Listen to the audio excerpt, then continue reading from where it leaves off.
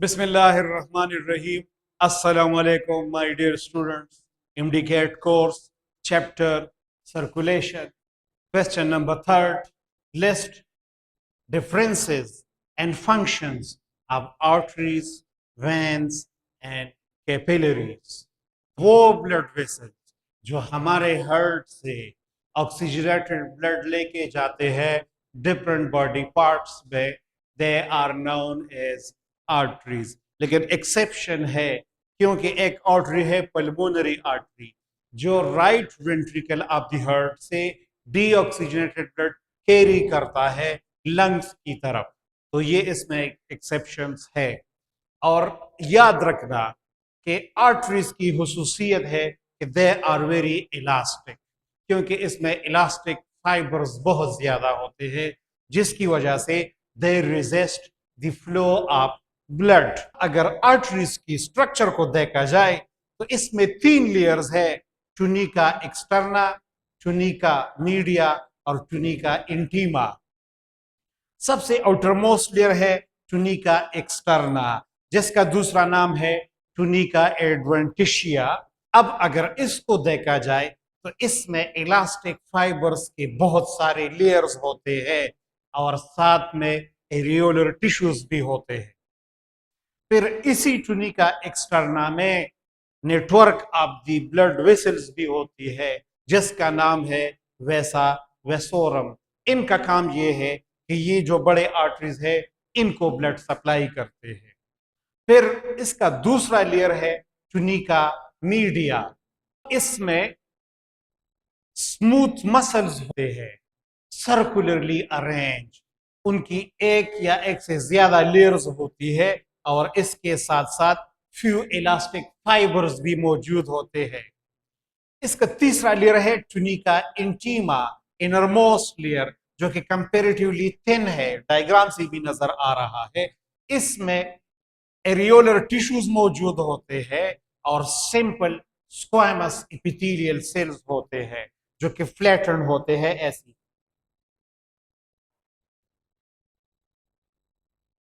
Squamous sales arrange होते हैं।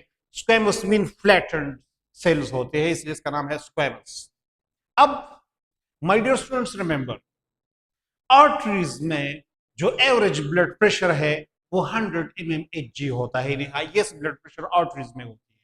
सबसे लार्जेस्ट आर्टरीज है अयोर्टा, जिसकी डायमीटर है 23 मिलीमीटर, और सबसे स्मॉलेस्ट आर्टरी है आर्टेरियोल, जिसकी डायमीटर है 0.2 मिलीमीटर। सबसे पहले होता है अयोर्टा जो हार्ट से निकलता है, फिर अयोर्टा से निकलते हैं ब्रांचेस जिसको कहते हैं आर्टरीज, फिर आर्टरीज डिवाइड हो जाते हैं छोटे छोटे आर्टरीज में जिसको कहते हैं आर्टेरियोल।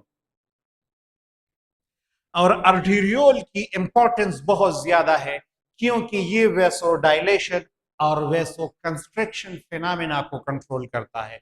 वेसोडाइलेशन का मतलब ये है कि आर्टेरियोल के जो स्मूथ मसल्स है वो रिलैक्स हो जाते हैं, जिसकी वजह से आर्टेरियोल का जो लूमेन है, जो इनसाइड कैविटी है, वो एक्सपेंड हो जाती है। फिर उसमें ब्लड की फ्लो कम हो जाती है, जिसकी वजह से ब्लड प्रेशर डिक्रीज हो जाता है, दैट इज वेसोडाइलेशन। लेकिन जब ये स्मूथ मसल कंट्रैक्ट हो जाए आर्टेरियोल में, तो जो आर्टेरियोल की कैविटी है, लूमेन है, वो नैरो हो जाती है, जिसमें ब्लड की फ्लो यानी स्पीड ज्यादा हो जाती है, जिसकी वजह से ब्लड प्रेशर राइज हो जाता है। तो vasodilation and vasoconstriction, it is controlled by arteriole. Second type of the blood vessel is when. वो ब्लड वेसल जो हमारी बॉडी से डीऑक्सीजनेटेड ब्लड को इकट्ठा करके लेके आते हैं हार्ट की तरफ। लेकिन इसमें भी एक्सेप्शन है, एक वेन है पल्मोनरी वेन जो लंग से ऑक्सीजनेटेड ब्लड को हार्ट की तरफ, लेफ्ट वेंट्रिकल की तरफ लेके आते हैं। ये लेस इलास्टिक है एज कंपेयर टू आर्टरीज। मतलब ये है कि ये सिस्टोलिक प्रेशर को बर्दाश्त नहीं कर सकता। दूसरी बात यह है कि हमारे जिस्म में जो रगे नजर आती है सरफेस पर, दीज आर वेन्स, क्योंकि आर्टरीज जो होते हैं they are present deep in the body. Exception उस पे भी है, जिस तरह रेडियल आर्टरी है या कैरोटिड आर्टरी है जो स्किन के साथ करीब है, जिस पर हम पल्स को डिटेक्ट कर सकते हैं। अब अगर वेन्स और आर्टरीज की स्ट्रक्चर को कंपेयर किया जाए तो वेन की स्ट्रक्चर में भी वही 3 लेयर्स है, टुनिका एक्सटर्ना, टुनिका मीडिया और टुनिका इंटीमा। डिफरेंस सिर्फ ये है कि वेन्स आर लेस इलास्टिक, यानी इसमें इलास्टिक फाइबर जो है वो कम होती है। मतलब ये है कि इसका जो मिडल लेयर है टुनिका मीडिया वो थोड़ा थिन है। वेन की एक और खुसूसियत है, वेन में होती है वॉल्व। इसका क्या फायदा है? इसके एडवांटेज ये है कि वेन्स में जब डीऑक्सीजनेटेड ब्लड हार्ट की तरफ आती है तो ये वॉल ओपन हो जाता है, और जब ब्लड इससे गुजर जाए तो ये वॉल क्लोज हो जाता है, ताकि ब्लड की फ्लो वापस ना हो बल्कि हार्ट की तरफ हो। तो वेन में ब्लड की flow is control by walls, क्योंकि इनमें ब्लड प्रेशर बहुत कम होती है। जिस तरह मैंने यहाँ पे लिखा है, सबसे लार्जेस्ट वेन है superior vena cava and inferior vena cava, जिनमें ब्लड प्रेशर होती है 0 mmHg। Superior vena cava head और अपर पार्ट से हार्ट की तरफ ब्लड लेके आते हैं, लेकिन inferior vena cava lower part से जो ब्लड आती है वो इंफीरियर वेना केवा के जरिए हार्ट में एंटर होती है। स्मॉलेस्ट जो वेन्स है उनका नाम है वेन्यूल्स, जिसकी डायमीटर होती है 8 to 100 माइक्रोमीटर, और उसमें ब्लड की प्रेशर होती है 20 mmHg। थर्ड ब्लड वेसल है कैपिलरीज। ये बहुत स्मॉलेस्ट ब्लड वेसल्स होते हैं, इतने स्मॉलेस्ट जिसकी डायमीटर 8 to 10 माइक्रोमीटर होती है। और इसकी स्ट्रक्चर को अगर देखा जाए तो इसमें सिर्फ सिंगल लेयर है, इनरमोस्ट सिंगल लेयर, जो एंडोथेलियल सेल से बना है, और ये बहुत ज्यादा परमिएबल है, इनमें पोर्स होते हैं। कैपिलरीज इतने नैरो है, यानी इनकी डायमीटर मैंने बता दिया कि 8 to 10 माइक्रोमीटर है, कि इसमें रेड ब्लड सेल की फ्लो एक सिंगल फाइल की फॉर्म में होती है। लेट सपोज ये है अयोटा, ये डिवाइड हो जाता है आर्टरीज में।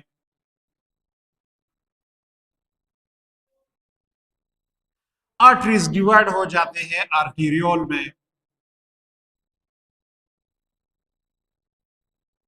आर्टीरियोल जब डिवाइड हो जाए तो इससे कनेक्ट बनते हैं कैपिलरीज। जहां से कैपिलरीज निकलते हैं आर्टीरियोल से, वहां पर स्मूथ मसल के रिंग्स होते हैं। These rings of the smooth muscles are known as pre-capillary sphincters. ये स्मूथ मसल के बैंड्स है जो कि हर कैपिलरी ब्रांच को इंसर्कुलेट करता है। कहां पर? जहां पे ये आर्टेरियोल से निकलता है। इनका काम क्या है? इनका काम ये है कि आयोटा से ब्लड बहुत ज्यादा प्रेशर के साथ जब आती है, तो अगर उस प्रेशर के साथ ब्लड कैपिलरीज में एंटर हो जाए तो they can damage the capillaries. तो प्री कैपिलरी स्फिंक्टर का काम ये है कि ये ब्लड की प्रेशर को कम करता है ताकि कैपिलरी डैमेज ना हो। खुदा ना वास्ता अगर हाई ब्लड प्रेशर के साथ ये प्री कैपिलरी स्फिंक्टर्स डैमेज हो जाए तो then it will lead to oedema, जिसमें फ्लूइड एक्यूमुलेट हो जाती है हमारी बॉडी के सेल में, एंड इट काज स्वेलिंग। अब कैपिलरीज का फंक्शन क्या है? कैपिलरीज का बहुत इंपॉर्टेंट रोल है, क्योंकि ये वो जगह है जहां पर एक्सचेंज ऑफ न्यूट्रिएंट्स होती है, एक्सचेंज ऑफ गैसेस होती है। जिस तरह अलविलाई में ऑक्सीजन और कार्बन डाइऑक्साइड की एक्सचेंज होती है, या वेस्ट प्रोडक्ट जिस तरह आप नेफ्रॉन में देख लो, वहां पर ग्लोमेरुलस जो कैपिलरी बेड है उनमें वेस्ट प्रोडक्ट की एक्सचेंज होती है। या अगर स्मॉल इंटेस्टाइन में देख ले, जहां पर यूजफुल मटेरियल एब्जॉर्ब होते हैं और इसी ब्लड कैपिलरीज में आ जाते हैं। ब्लड कैपिलरीज के लेंथ को अगर देखा जाए तो इसकी लेंथ बहुत शॉर्ट है, दैट इज 1 millimeter।